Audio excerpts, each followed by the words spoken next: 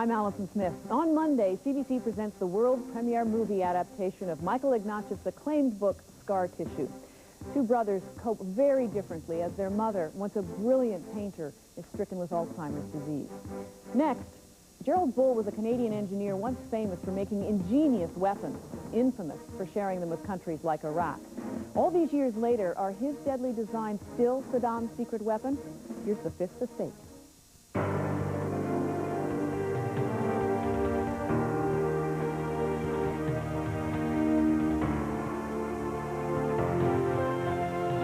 The Fifth Estate. Good evening, I'm Lyndon McIntyre. Welcome to the Fifth Estate. He was a true Canadian genius, an artist of armaments, a visionary of violence, and he put his deadly talent to work for one of the world's worst dictators. He had a gift for shooting deadly packages long distances at a high speed. And Canada's Gerald Bull had a dream to make the biggest guns on Earth. He lived that dream with a bang. That eventually led him to another man with a soft spot for firepower, Iraqi dictator Saddam Hussein. Well, Saddam said, to make it short, well, where are our guns, and can't you speed up the delivery? We require them urgently. And that put the Canadian genius directly in someone else's gun sights. Don't hear any noise. The only thing he will hear is a kind of noise, and they're gone. And the towering lift bridge stood open. The giant ship was passing smoothly through. And then all hell broke loose. Jesus Christ, he said the bridge is coming down. I said they're putting that effing bridge down on us. And then they were out of time, diving for their lives as Bridge 11 sliced into the mighty ship. And I just sort of looked around and said, my God, I'm alive. And with that began the mystery of what happened when the freighter Windhoek met Bridge 11, a mystery that we will unravel for the first time tonight. First, our lead story. U.S. President Bush may look a little like a hockey enforcer these days, roaming the rink, spoiling for a fight with Saddam Hussein. This aggressive stance has ignited a flaming debate about just what kind of a threat Saddam really poses. One thing's for sure, Saddam's no innocent, and recent events in Europe show that he's resourceful too, ready to reach back in time to revive a class of weapons that many thought had been neutralized a decade ago.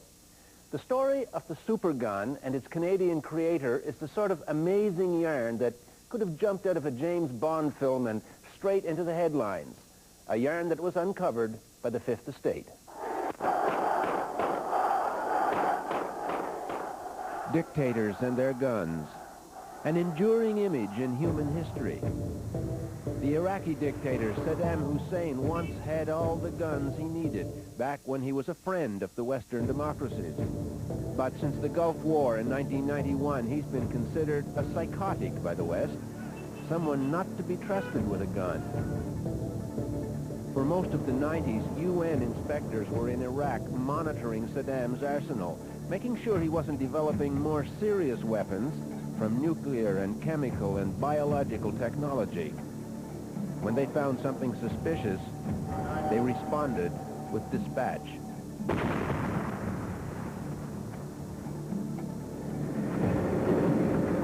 But Saddam has also had a long romance with more conventional firepower, like field artillery. He developed some of the best guns in the world with the help of a Canadian. Gerald Bull dreamed of building the most powerful guns in history, and there have been suggestions his dream is still alive and kicking.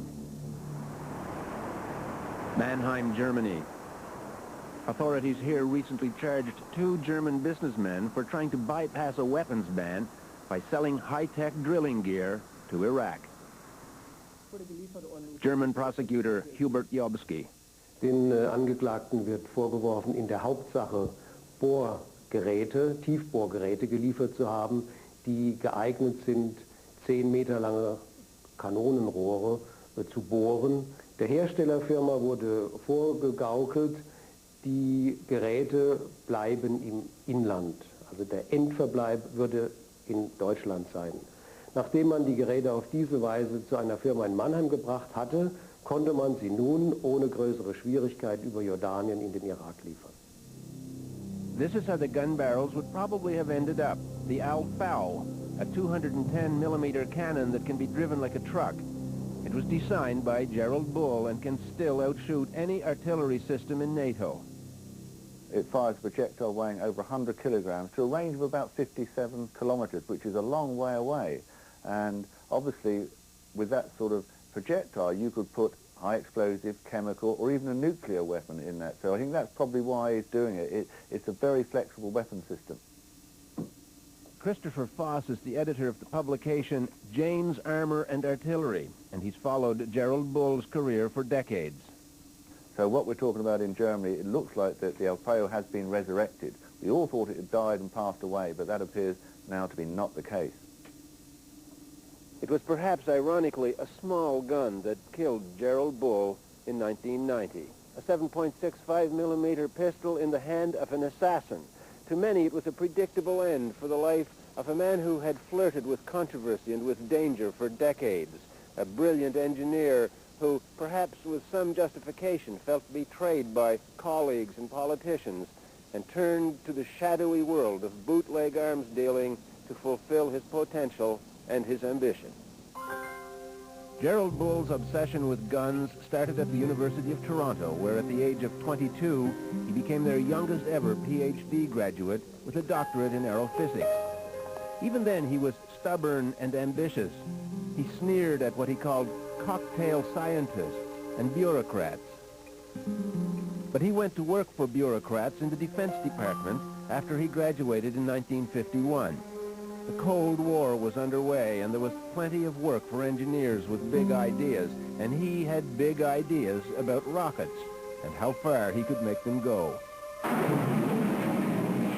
His former collaborator, scientist Charles Murphy. He wanted to build things. He wanted to do things other people couldn't do. He wanted to promise to do things that people said couldn't be done. The rats are taken off secret Canadian defense research for the first time at Valcartier near Quebec City. Here at the Canadian Armament Research and Development Establishment, a team of experts have been working since 1945 to create weapons that will blunt a possible attack by intercontinental ballistic missiles. What we now call Star Wars started with a rocket designed to intercept other rockets. Dr. Bull came up with a startling idea for testing the rockets. Instead of simulating flight in a wind tunnel, why not fire them from a gun? It would be the start of a new era in Canadian research, in space. Bull was a young man in a hurry, and before long he was feeling hobbled by government red tape and bureaucratic caution. In 1961, he left the government and moved to McGill University to head a project called HARP. The HARP program stands for High Altitude Research Project, and it was a proposal which came out of the studies that Jerry and I made as to what was the peak altitudes that various size guns could shoot to. The man behind the project is McGill's 34-year-old professor of engineering science, Dr. Jerry Bull, an intense, impatient genius who's been working for 5 years on a cut-rate research program. Dr. Bull says that it's not impossible with this technique to place a package in orbit or hit the moon. Lofty goals that in 1963 caught the attention of the Canadian government and the U.S. Army, who were intrigued by his plan for a 16-inch cannon with a barrel 60 feet long. His first big test was in Barbados, and it had the drama of a moon launch. These were tense minutes for Dr. Jerry Bull. Years of calculation, trials, and errors would soon be put to the test. Would the projectile behave as miniatures had in the laboratory? More than 60 cameras were on hand to record the shot. The cannon was elevated to 80 degrees, higher than any of this type had ever gone before. Cameramen were moved away from their sight. As the countdown continued, Dr. Bull was the last man to take cover.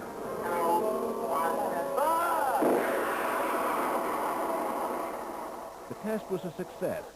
But once again, his disappointment with bureaucratic caution showed when he was asked what was next. Well, that's a tough question.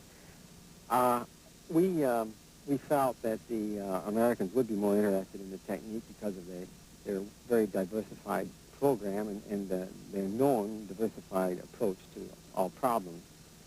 We thought they'd be more receptive to coming out with something that was perhaps not as conventional. He and his team at HARP went on to set the world altitude record for a gun-fired projectile in 1966. But he'd only begun to dream. He'd proven that guns weren't just for killing, that they had a role in space research. And as they continued their military research with rockets, he was getting ready to go the next step, designing a gun large enough to put a satellite in orbit. Eventually, the tension between space research and the military agenda which paid his bills began to take a toll. The weapons application is, if you like, the standard use of guns. I think he was interested much more in the non-standard. The Canadian military was only interested in standard applications, shooting at targets, and they canceled the HARP program in 1967. Bull would remain bitter for the rest of his life. I would say the Canadian government in the first years of 1950 lived up to everything I had expected. That is, we couldn't be as big as the Americans or get involved in that stuff, but we could be the best in what we're doing, and that was important.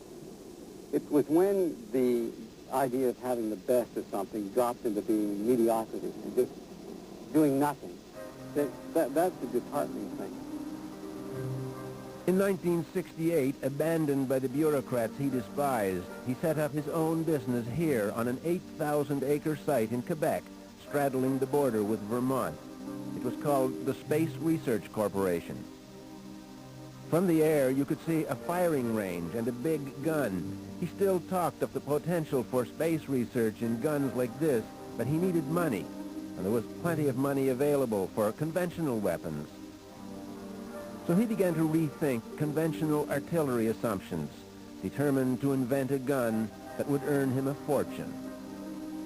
He called it the GC-45, GC for Gun Canada, a prototype for a new 155-millimeter cannon that would outshoot anything in the field. Jane's editor, Christopher Foss, described it to us in a 1991 broadcast.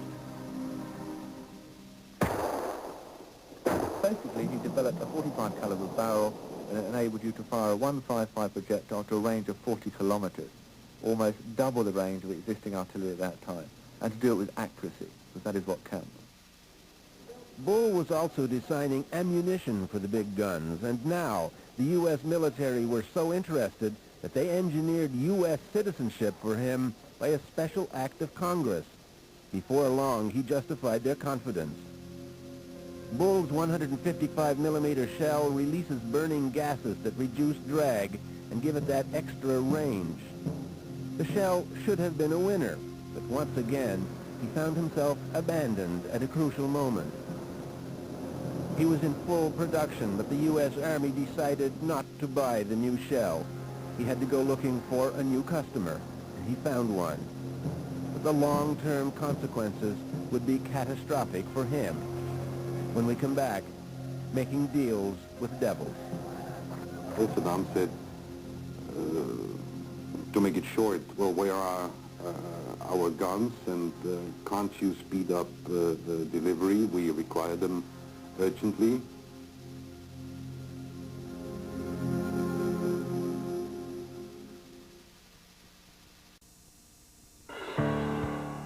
And now we return to the Fifth Estate.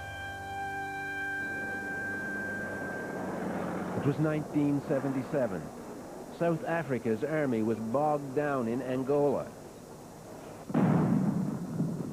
The Canadian-born inventor Gerald Bull agreed to sell them $30 million worth of long-range shells in spite of an embargo on arms sales to South Africa. He exported the hot cargo through Spain. Paperwork called it rough steel forgings. A year later, he was in the hot seat after a joint investigation by the Fifth Estate and the BBC uncovered the truth about the cargo and its final destination. But you're sure they're in Spain? I know that Well, some of our people said they've talked to them and seen them in Spain, and according to what we've been told, they were re-exported out of Spain on a ship called the Breezan, and it gave its destination as Canada. Only guess what? Where did it go? South Africa. South Africa. Mm-hmm. I haven't got it. We'll certainly check it. Is it safe to kiss older women? Initially, he was unperturbed. The deal had a green light from the CIA. Bull thought he was in the clear. But in 1980, the party ended when he was arrested by U.S. customs agents. The CIA's complicity didn't help. In fact, somebody ordered a halt to the customs investigation once Bull was in the bag. The customs agent who investigated Bull was Larry Curtis. I was told that the reason we never went any further was because there had been a phone call from the White House. While the White House covered for the CIA, Bull pled guilty and went to jail. At the time he did plead, he did not think that he would go to jail. He thought it would be a fine. He was very upset by his jail term, and it colored his life emotionally. He felt rejected by Canada and by the U.S. during that period of his life. His release from jail would mark a crucial turning point in his life. He was very embittered against the United States government and the government of Canada. He made statements to different newspapers that he would never set foot in North America again. Gerald Bull only spent about 4 months in jail, but the experience changed his life permanently. When he got out, his business was in shambles. That 8,000-acre estate in Quebec, where he had conducted so many ballistics tests, was abandoned. There was no longer any hope that his beloved big gun would play any role in space exploration. Bull went into exile to brood about the future, a bitter and dangerous man.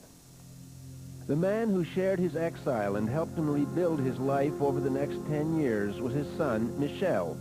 In a 1991 interview, he spoke about his father's bitterness. What had he left here? What could he do here?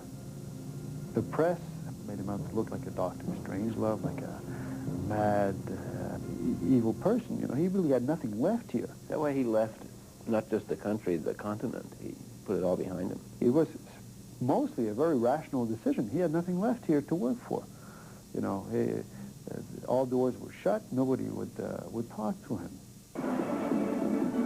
Bull retreated to the Caribbean, but the sunshine and the music didn't do much for the chill of his bitterness. I feel more than betrayed.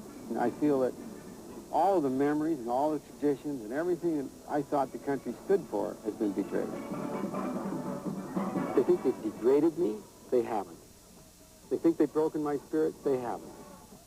What I did and what I built, to see it cheapened, to see people trying to degrade me personally, common criminal. For what? He relocated to Brussels, then an international center for weapons trading and intrigue. It was a long way from his academic beginnings in Toronto. Weapons dealer Robert Turp. Everybody in the arms business fetches up in Brussels. In the same way as they say all roads lead to Rome, all guns point from Brussels. Bull had a deal cooking in the Austrian city of Linz. Adolf Hitler used to paint watercolors in Linz. When Bull got there, it was noted for a steelworks called Fürst Alpina, and they were interested in his guns. Former arms manufacturer Peter Unterweger. Dr. Gerald Bull, he was a very outspoken man. He was an interesting character. He emptied a bottle of whiskey so fast you couldn't compete with him.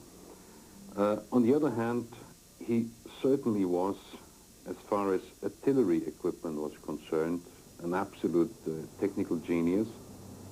Fürst Alpina bought a license to manufacture Bull's GC-45 cannon. The Austrians knew a winner when they saw one and were soon selling the gun far and wide. Inevitably, they caught the attention of Saddam Hussein. The soldiers' enthusiasm was misleading.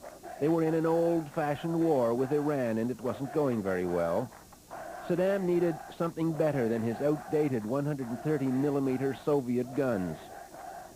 The Austrian Minister of Interior had a discussion with Saddam Hussein, and well, Saddam said, to make it short, well, where are our guns, and can't you speed up delivery? We require them urgently. During the 80s, Saddam bought 520 of those Canadian-born guns, the GC-45s, in deals quietly channeled through Austria, China, and South Africa. By 1988, Bull's draftsmen were busy designing 2 new, bigger and better guns, which Saddam Hussein had commissioned for his army. One was the Majun, which was the 155, and the Alfaro was the 210mm one. Both of those were actually, in fact, designed and built in Europe and flown into Baghdad in '89, where they were shown for the first time at the famous Baghdad Arms Show. It wasn't exactly what Bull had in mind when he built his super gun in the Quebec countryside, a cannon that could shoot for hundreds of kilometers, now sitting impotently, rusting away. But the vision was still fresh. All he needed was more money. And when the whiskey flowed, he talked of guns that were twice as long and twice as wide as this one. Peter Underweger. You see, the more whiskey he and my colleagues drank, the farther the gun shooted. But in the end, it was about 1,000 kilometers. But they also said, technically speaking and theoretically speaking, you could even produce a gun which shoots 2,000 or 3,000 or whatever kilometers. It was a notion that was irresistible in Baghdad, where he'd soon find an ear and an enthusiasm to match his own. Saddam Hussein was seduced by Bull's vision of a new strategic weapon that was simple and cheap and deadly. American defense expert John Pike. For Iraq. I think that it basically would have complemented his long-range ballistic missile program. It would have given him the ability to put a large number of warheads, possibly with chemical or biological weapons, onto a long-range target such as Israel. By the end of the 80s, Iraq had more tanks than anyone else in the region. The Iraqis had rockets and Scud missiles, but missiles have fragile electronic guidance systems, and they can be intercepted by other missiles. A supergun could rain death on distant cities with relative impunity. Artillery expert Terry Gander. We're not talking about pinpoint accuracy. We're talking about accuracy of hitting a city. In Tel Aviv, for taking a prime target, everything is compressed into a relatively small area, and it's a relatively small target, and it could be neutralized relatively quickly. Bull was only starting on what they were calling Project Babylon when he came under heavy surveillance. By 1990, he was a target of Israeli intelligence. The former chief artillery officer in Israel, Avram Bar David. Carrying all his knowledge with him and not cooperating with too many people definitely was a key strategic point, that if you take him out, you are losing control of the entire system. In a sense, he had no governmental protectors. His government, his birth, had rejected him, and the government whose passport he carried had imprisoned him. He was, in a sense, vulnerable from a standpoint of being a person who would not have a lot of people concerned if he was killed. Bull knew his life was in danger. He told friends and family about threats from the Israeli spy agency, Mossad.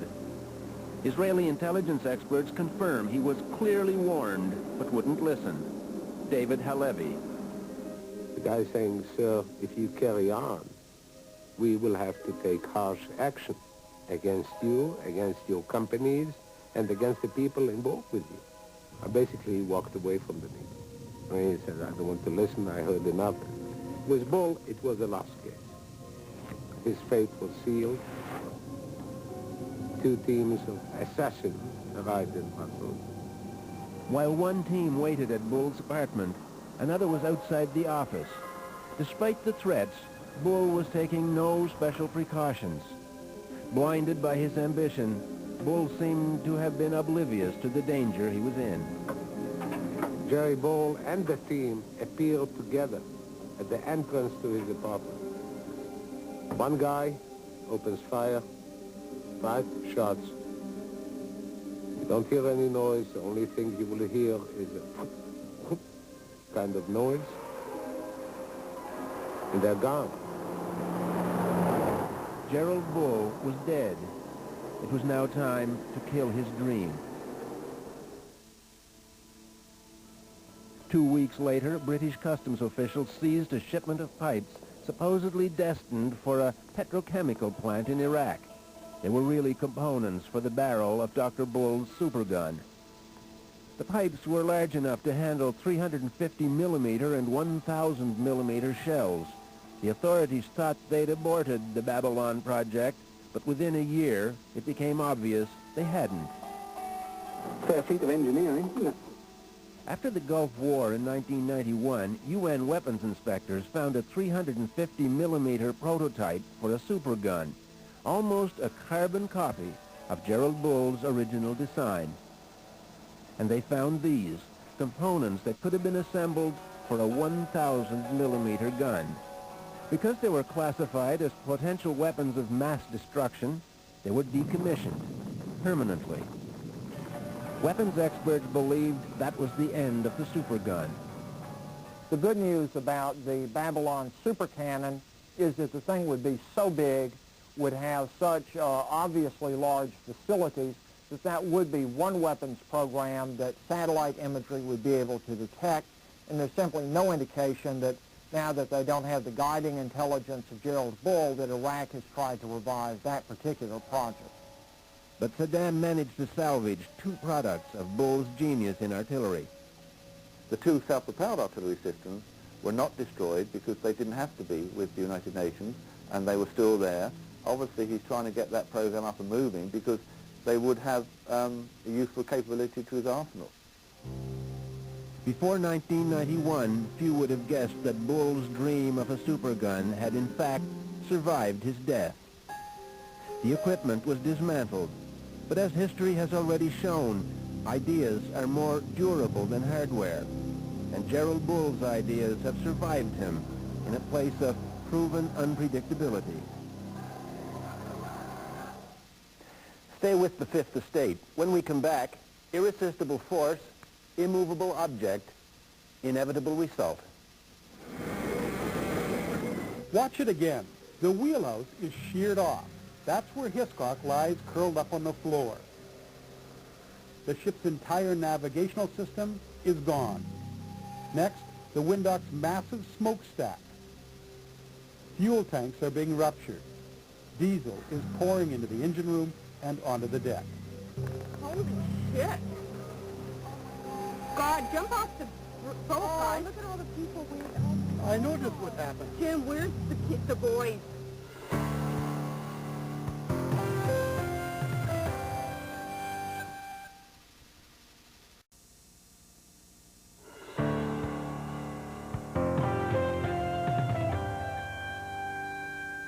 Welcome back. It was an intriguing mystery. The ship never left the water. The bridge was solidly located on the land. So, how did they wind up in a head-on collision? Well, they did, and it was spectacular. The facts of what happened and how have so far been kept quiet. The breathtaking home video of the crash has never been broadcast, until now.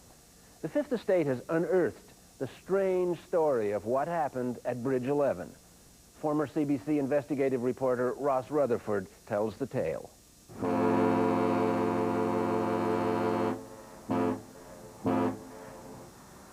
We were going about 4 knots, about 5 miles an hour. Very quiet, peaceful evening. August 11th, 2001. The Windhoek, twice as long as a football field and a belly full of wheat, makes her way from Thunder Bay to Lake Ontario, plying the calm waters of the Welland Canal. Well, we left Lock 8. Downbound, you call it, or northbound. It'd be around 5:30 in the afternoon. Captain Ken Strong has done this trip time and time again. He's been a skipper for more than 20 years. From his perch atop the Laker, he takes in the view as the Windhawk crawls towards Ellenburg, Ontario, a hamlet on the canal, busying itself with a late summer evening. Ellenburg's focal point, Bridge 11, and a popular route to nearby Niagara Falls. Steering almost 44,000 tons of boat under bridges and into the lock is the job of the wheelsman, Alan Hiscock. We come around the curve of the canal. It's coming around nice and easy. Ship steering very well. Come up, we see the bridge. The span rises 100 feet above the canal. On top with the seagulls is the bridge operator. There's a green light on, which marks that we can go, and it shows the center of the bridge. So I continue. The captain says, go for the center of the bridge. That's what I did. There's also 2 cement pilings, so you've got to be careful to get between them. The Windhawk begins to glide under the bridge. The boat's about 1/3 of the way under when one of the crew spots the bridge light turning red. Suddenly, tons of steel are coming down. The captain has seconds to act. Jesus Christ, he said, the bridge is coming down. And he got on the horn. First thing I did was get on the phone, Seaway Bound, and I said, they're putting that effing bridge down on us. That's all I had time to say. The skipper knows it takes the bridge just 30 seconds to drop, but it takes the Windhawk more than a minute to make it through the passage. He's not going to make it. And I put the engine on stop. And by that time, the bridge was about 50 feet from us. And we knew it was going to hit somewhere, but I didn't know just where. He got up, he said, run. He headed out the door. The third mate went that way. And everything came through the windows.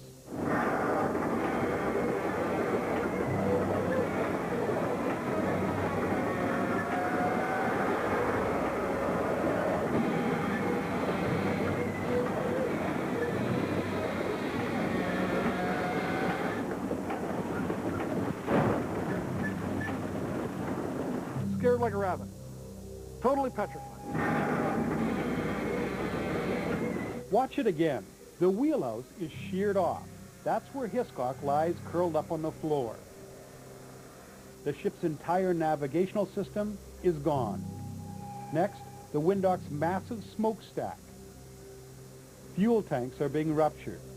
Diesel is pouring into the engine room and onto the deck. And I just sort of looked around.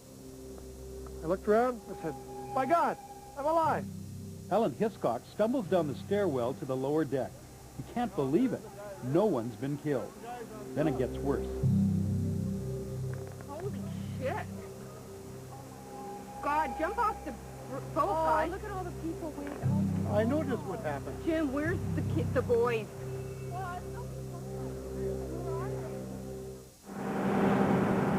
The next day is tailor-made for the curious. The Windhawk lies on the banks of the Welland, a lifeless and accidental freak show blocking traffic on the canal. One of the world's largest water routes is clogged. Millions of dollars in grain and coal and steel sits in Lakers north and south of Bridge 11. It will be days before the crippled Laker is towed away. Also out of commission, Bridge 11. It will take 3 months to get it working again. Investigators show up, some from the St. Lawrence Seaway Management Corporation, which operates the canal, others from the Transportation Accident Investigation and Safety Board. It investigates major transport accidents in Canada. We're looking at human performance, we're looking at operator error, mechanical errors, ship operation, emergency procedures, we're looking at firefighting, the whole gambit. It's been more than a year since the collision and still no official word from the Transportation Safety Board as to what happened. The Seaway and the owners of the Windhawk are slugging it out in court, arguing over tens of millions of dollars in damages and who was negligent. However, the Fifth Estate has learned that recently, during an examination under oath, a Seaway official agreed that Bridge 11 dropped on the Windhawk. A far more disturbing question is why. Saturday morning, August 11th, the Windhawk is 200 kilometers away in the middle of Lake Erie.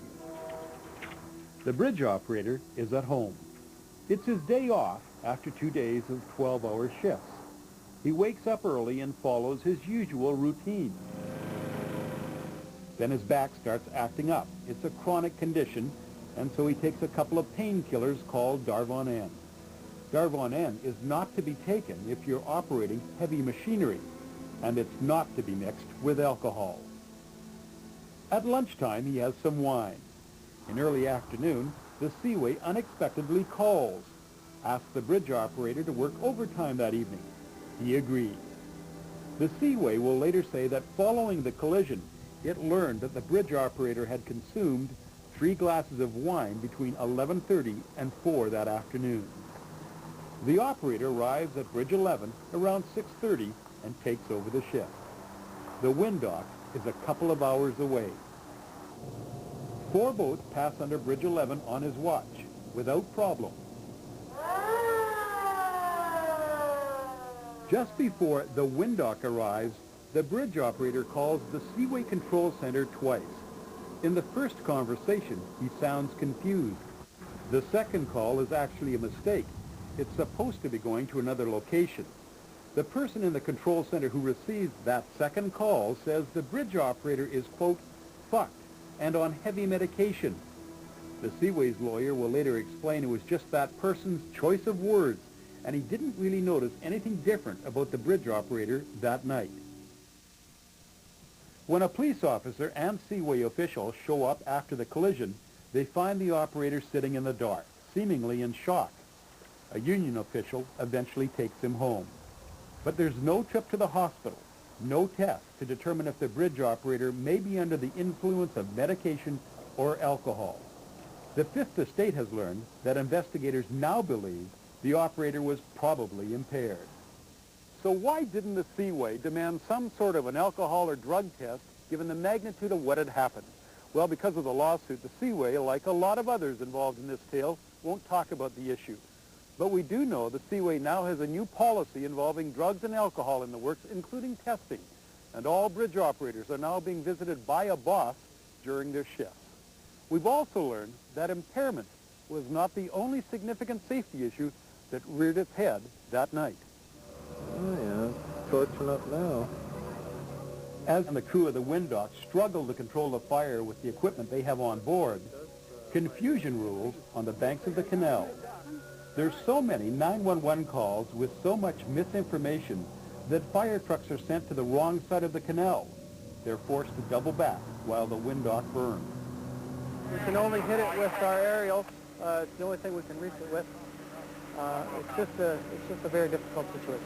That's because the local fire department doesn't have any boats to get its firefighters to the wind dock. A call goes out to a neighboring fire department. Chief Ellen Jones arrives with his boats, but they sit useless on land for a crucial period. It was on a fairly steep embankment, and that kind of an embankment you can't get a boat down, and trying to locate locations that we could launch a boat, because they're not light, they're fairly heavy, and we don't have aerials and stuff going with them to sort of sling them over the side. So we did have a bit of a time trying to find a place that we could get the boats in. It takes close to 4 hours for the local firefighters to reach the wind dock. They don't have much training in how to attack fires on ships. Despite their best efforts, they may have unintentionally made the fire worse. At one point, they open watertight doors to the crew's quarters to clear the dense smoke. But that feeds oxygen to the engine room fire, and it quickly spreads.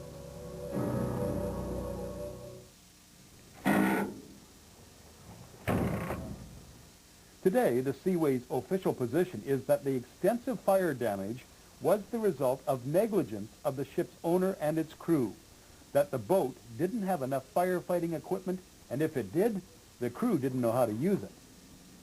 There's an old extinguisher, probably empty. Yep. I guess we might as well go up here, eh?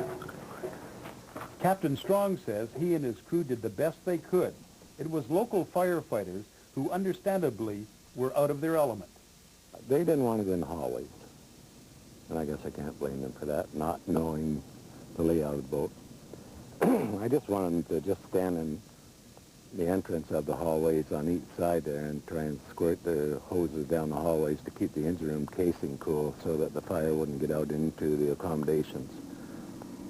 But they didn't want to do it. I asked them 3 times, and they said we're not obligated to do that. I said, suit yourself.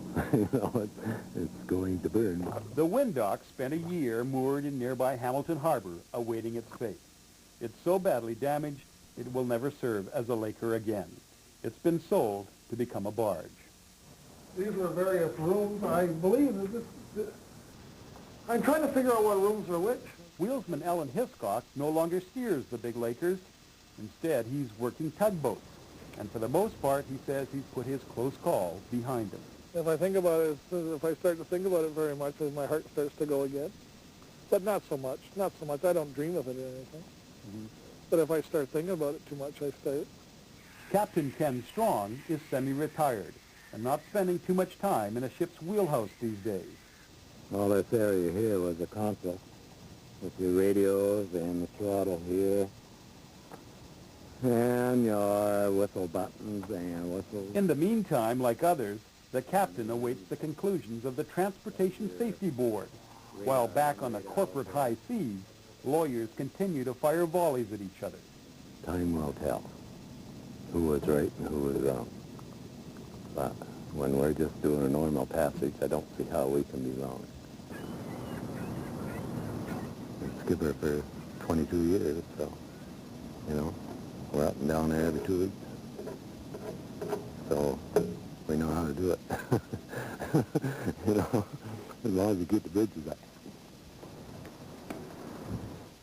Stick around. The Fifth Estate will be right back with more.